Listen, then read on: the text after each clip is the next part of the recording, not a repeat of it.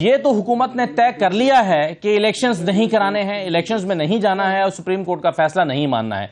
ये तो तय हो गया है। सिर्फ ये तय होना बाकी है कि क्या किया जाए, रास्ता क्या इख्तियार किया जाए कि सुप्रीम कोर्ट के फैसले पर अमल दरामद न किया जाए। मुख्तलिफ ऑप्शंस पे गौर भी हो रहा है। एक ऑप्शन ये भी है कि जज के खिलाफ रेफरेंस लेकर आया जाए।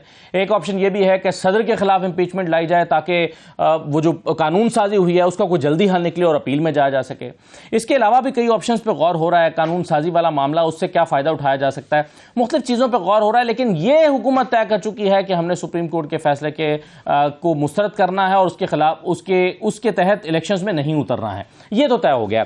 आज कौमी असम्बली से करारदाद भी आई है जिसमें प्राइम मिनिस्टर को ईवान ने पाबंद कर दिया है, काबीना को भी, प्राइम मिनिस्टर को भी, कि आप इस पर अमल दरामद ना करें।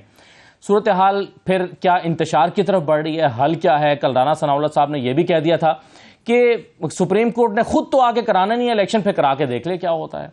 तो कहाँ हालात जा रहे हैं? मोहम्मद मालिक साहब हमारे साथ मौजूद हैं, बहुत शुक्रिया सर, खुश आमदीद। आमिर मतीन साहब हमारे साथ मौजूद हैं, आप साहब बहुत शुक्रिया।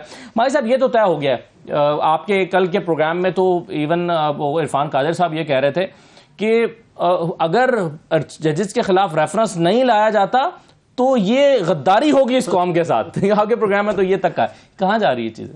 वहीं जा रही जहाँ ये चाहते हैं। देखिए, गवर्नमेंट के पास ऑप्शन क्या है? गवर्नमेंट बड़ी क्लियर है और वो बल्कि शायद इतनी क्लियर कभी भी नहीं थी ये गवर्नमेंट। उनको ये नज़र आता है अगर इलेक्शन अब होते हैं या अक्टूबर में होते हैं तो शिकस्त होगी। और सिंपल इकनॉमिक्स है, महंगाई है, बुरा हाल है और कोई अच्छी खबर अक्टूबर में भी नहीं आनी, बल्कि इससे बुरी खबरें ही होंगी। अगर IMF होता है तो तब भी 60-70% इन्फ्लेशन बढ़ती है, नहीं होता तो शायद उससे भी बढ़ जाएगी। सो ये तो आप जो है ना सफ़ा फाड़ के फेंक दें। उनके पास दो चॉइसेस हैं जो उनकी आप थिंकिंग सुनते हैं और उनसे बात करते हैं। वो कहते हैं अगर 5-6 साल निज़ाम गिर भी जाए, हम बाहर बैठ जाएं, तो हम एज अ पार्टी फिर सर्वाइव कर जाएंगे। PMLN में बात कर रहा हूँ। और शायद खान साहब 5 साल में अपना मोमेंटम कैसे रखेंगे। दूसरा फैक्टर भी है, मरियम और वो भी बात होती है कि जी खान साहब भी 75-76 साल के होंगे, मियाँ साहब भी 70s लेट 70s में होंगे, तो मरियम 50s में होंगी, तो time is on our side. वो सारे फैक्टर्स हैं। बेसिक चीज़ है कि उन्होंने इलेक्शन नहीं करवाना।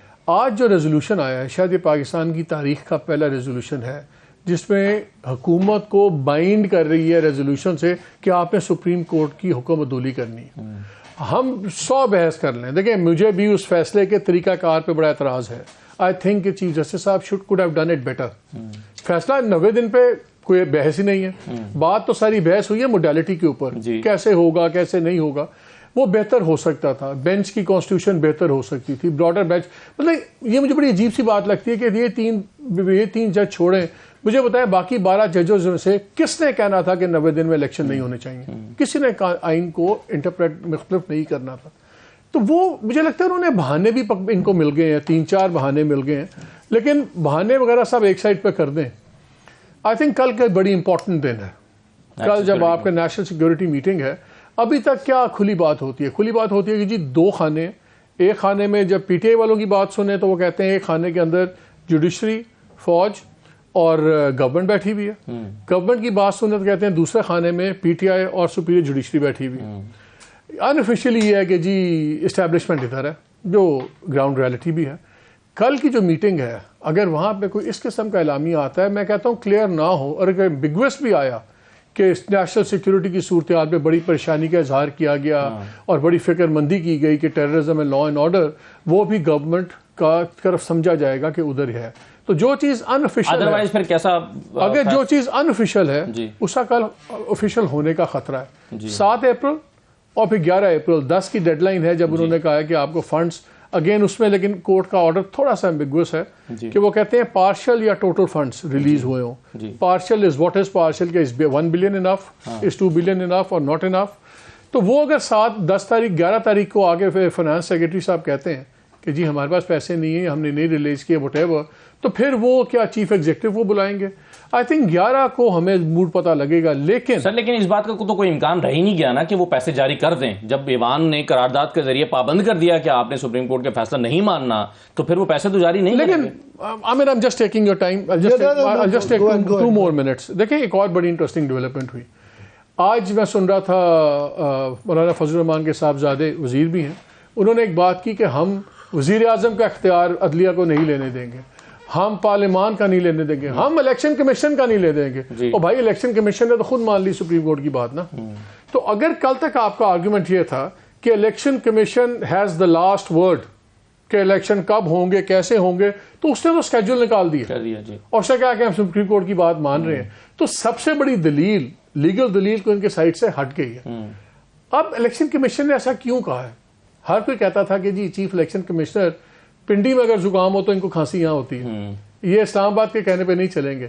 सो ये एक बड़ी रिलेटेड डेवलपमेंट है which is very very interesting. Aamir, आज के रेजोल्यूशन में देखो ना, आज का रेजोल्यूशन क्या है? सारे कहते हैं जी बड़ा बेमकसद से है, वाकई एडवांस लेवल बड़ा बेमानी है, लेकिन आप पिछले 5-6 दिन से देखें एक टोटल बहस में एक लफ्ज आ गया बार बार, जुडिशियल मिसकंडक्ट, जुडिशियल मिसकंडक्ट। ये जुडिशियल मिसकंडक्ट का केस बना रहे हैं। ये जब रेफरेंस में आएगा तो हाँ, तो उसमें ये भी होगा जी पार्लियामान ने भी देखे इस पे अपने तहफ़्फ़ुज़ात का इज़हार किया, सब कुछ। मैं जो सुन रहा हूँ वो ये सुन रहा हूँ कि 24 और 26 के दरमियान की डेट्स पे ये देख रहे हैं कि हम मूव करें। ठीक है, उस पर एकदम कुछ नहीं होगा, लेकिन एक यू थ्रो, जो कहते हैं अंग्रेजी में कहते हैं you throw cat amongst the pigeons वाली बात होगी कि अगर ये रेफरेंस मूव करते हैं, इनका 20-21 तक वो लॉ बन जाता है, तो बेंचेस का इख्तियार तो उसके बाद चीफ जस्टिस के हाथ से निकल जाएगा।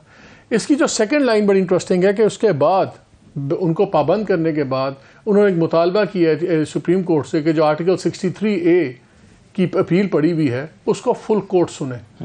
अब अगर 63A की अपील एक बड़ा बेंच सुनता है, फुल कोर्ट भी नहीं, लार्जर बेंच सुनता है, जो फायज ईसा साहब जैसे सरदार ये मिलकर बनाएंगे 21 के कानून के बाद, तो एक आइडिया में है कि किधर बात जा सकती है, because that was a bad judgement. 63A was a bad judgement, इसमें कोई शक नहीं है। सही है। अब अगर वो बेंच सुनना शुरू कर देता है और उसमें बेंच फैसला दे देता है जल्दी, पूरा जो लीगल स्ट्रक्चर था पंजाब का, उसके बाद उनकी गवर्नमेंट बनी, परवेज इलाही साहब की, सब कुछ, तो फिर ये कहाँ से शुरू होगी? Is the time roll back चला जाएगा? क्या होगा? वो एक नए सवाल उठेंगे, सब कुछ। इन्होंने पूरा, इनका प्लान है कि चीफ जस्टिस को टारगेट करके आप इतना क्राइसिस क्रिएट कर दें कि एक एब्सोल्यूट नॉन फंक्शनैलिटी हो जाए। गवर्नमेंट तो डिसफंक्शनल हुई भी है, सही। इनकी कोशिश होगी कि अब सुप्रीम कोर्ट भी डिसफंक्शनल हो जाए और उसके जो स्प्लिट्स हैं। और देखिए, अगर आप ये मूव करते हैं ना रेफरेंस, तो फिर एक बात चल रही थी कि यार ये जब तक ये 4 जजेस या 4-3 और 3-2 वाली बहस है, ये 4 जजेस को बोलना चाहिए। अगर रेफरेंस होगा तो 4 जजेस बोलेंगे। ये गंद इतना पे डालेंगे कि इनको ये पता है कि गंद सिमट नहीं सकता। ये शायद चाहते हैं, मैं कन्विंस्ड हुआ, आई माइट बी रॉन्ग, मेरी कन्विक्शन है कि चाहते हैं कि इतना गंद पड़े कि आप हमें निकाल दें, हमें सुप्रीम कोर्ट निकाल दे, हमें कंटेम्प्ट में निकाल दे, किसी में निकाल दे। They want a way out. Elections for them is not a way out. So ये हर चीज करेंगे। आज खालिद बगदी साहब की मैं तकरीर सुन रहा था, उन्होंने कहा जी हम जेल जाने के लिए तैयार। अच्छा, रेजोल्यूशन मूव किसने किया? रेजोल्यूशन मूव करते बाप पार्टी के रहनुमा। आपको पता है बाप पार्टी का बाप कौन है? वो तो नहीं ऐसे मूव करते। हर चीज में एक मैसेजिंग हो रही है। ये चांस की बात नहीं है कि खालिद मखज़ूम आउट ऑफ ब्लू आप बैठे हैं और कहा अच्छा जी खालिद साहब तुसी कर दो। I don't think so. I think every message, every move has a message, और लेकिन सारे मैसेज डिस्ट्रक्टिव हैं।